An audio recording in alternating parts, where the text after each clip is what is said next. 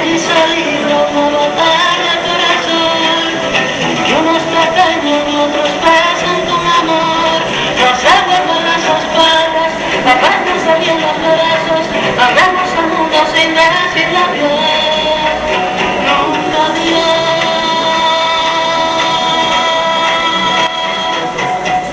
Finalmente esa es una canción de muerte, pero donde Silvio está hablando de qué pasa en esa tierra devastada con el sol, y nos hace casi que una pintura con la palabra, insisto, pintar con la palabra es una de las narrativas de Silvio.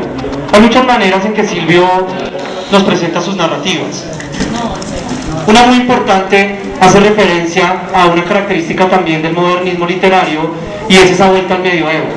En algunas ocasiones Silvio, como en la primera mentira, se devuelve y hace una divina comedia contemporánea.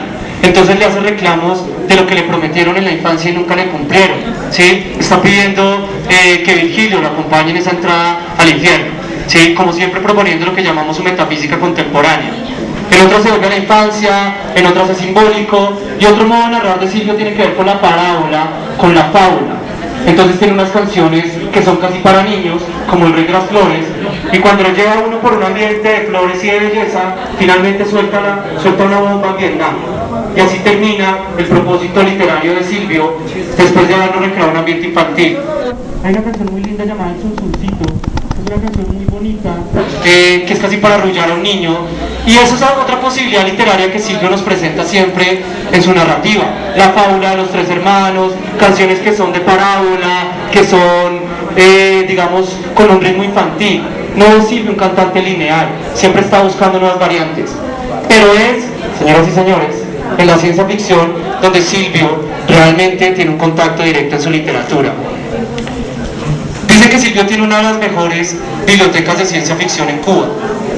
Lea Weiss, Asimov, gusta mucho Silvio ese tipo de autores, también le gusta García Márquez, el surrealismo mágico por supuesto, le gusta Tolkien, etc.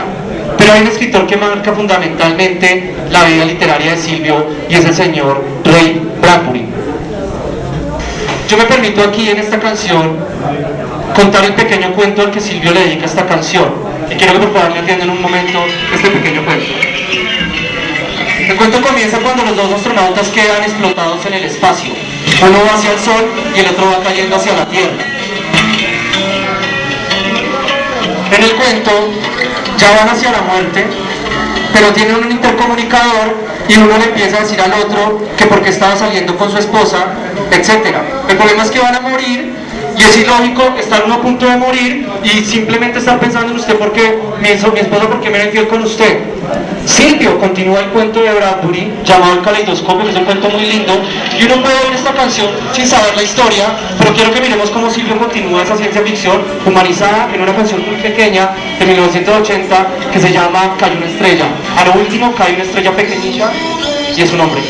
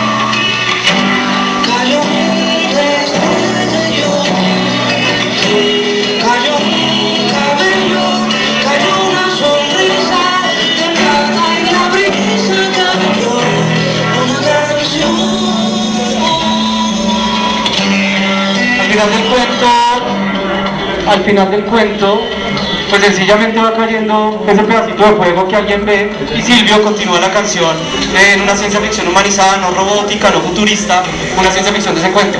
Bradbury tiene unos cuentos muy raros y no es extraño que a Silvio le guste. En otro cuento el tipo comete un asesinato y empieza a limpiar las huellas.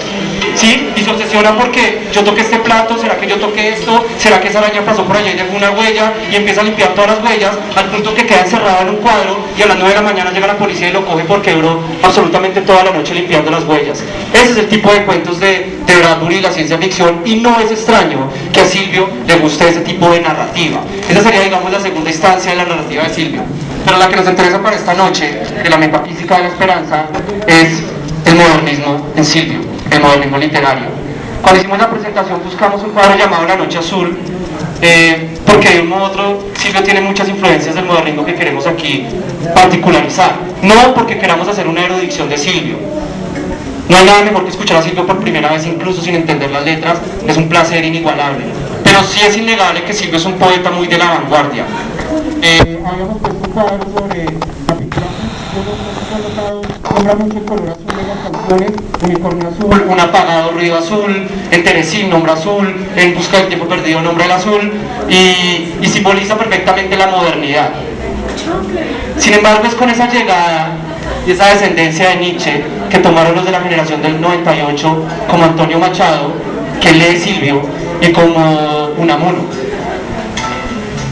Cantantes como Serrat también toman a los autores de la generación del 98.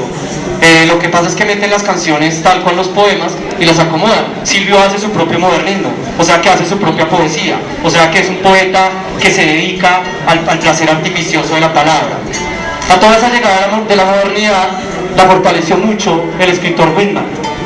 Silvio nombra a Whitman en algunas de sus canciones. Sí, decía, tú leías a Whitman en una canción que se llama creo que Por Muchos Lugares, y en un verso que vamos a ver ahorita, en un poema de Silvio sobre la canción Sobre Kosovo, en la cual Federico García Lorca escribe el libro Un Poeta en Nueva York basado en Whitman. Podríamos decir que Whitman es una de las influencias más grandes de Silvio. Whitman favorece mucho la literatura contemporánea por el verso libre y por una especie de yo o una especie de ontología que haría en su poesía. No un yo tan romántico como el de los románticos, pero sí un poco más exaltado. Cuando uno escucha los siguientes versos de Whitman, es innegable la influencia que pueda tener en Silvio. Estos son los pensamientos de todos los hombres en todas las épocas y países. No son originales míos. Si no son tuyos como míos, no son nada o casi nada. Si lo incluyen todos, son poco menos que nada. Si no son el enigma y la resolución del enigma, no son nada. Si no son al mismo tiempo cercanos y remotos, no son nada. Pensaría uno cuando Silvio dice cuál es su compromiso. Entonces Silvio siempre dice, mi compromiso es con el hombre.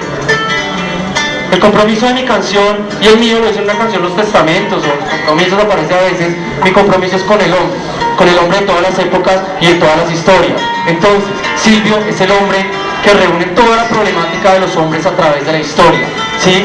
Y en eso sus canciones serían metafísicas. No está inscribiéndose solamente al historicismo que vive, sino también llegando a toda la tradición de la vanguardia. Silvio se declara admirador directo de Federico García Lorca. Incluso hay alguna relación entre las poesías de Lorca y las canciones de Silvio, quien es muy cuidadoso en la construcción métrica.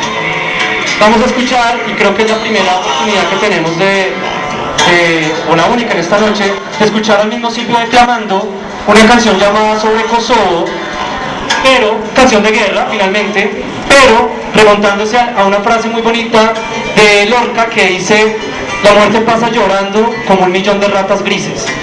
Silvio se remonta a la oda del poeta Lorca, de la oda que le hace a Walt Whitman, deuda que tendrían todos los de la generación del 27, y Silvio, en quien queremos encontrar los lazos con la generación del 27, también reflejaría esas cosas. Quiero que escuchemos, entonces, por favor, no está muy bueno el sonido, ya lo he dicho muchas veces.